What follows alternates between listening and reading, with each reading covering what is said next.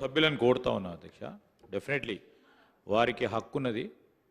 వారు మా మేనిఫెస్టో పరంగా ఉన్న అనేక అంశాల విషయంలో మేము కూడా తగు విధమైన వారికి ప్రశ్నలకు సమాధానం చెప్పాల్సిన బాధ్యత ఉంది. తప్పకుండా చెప్తాం.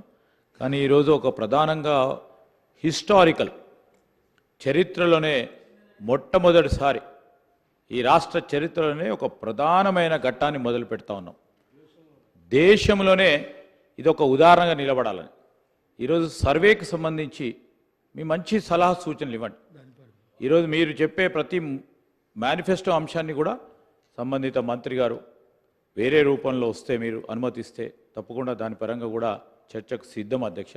కానీ గౌరవ సభ్యులు మాజీ మంత్రివర్యులను కోరుతా ఉన్నాం ఈరోజు సర్వేకి సంబంధించిన అంశం విషయంలో.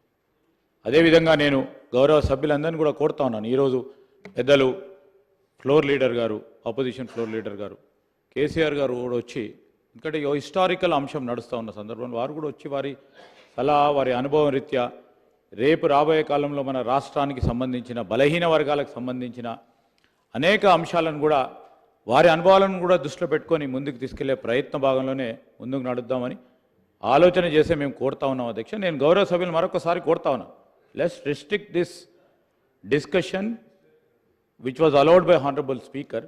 కొద్దిగా సర్వేకి సంబంధించిన ప్రధానమైన అంశాలు ఈ విధంగా ఉంటే బాగుంటాయి, ఏ విధంగా ముందుకు తీసుకెళ్తాం బాగుంటుందని చెప్పాలని కోరుతా ఉన్నాను. Sir, I am not doing.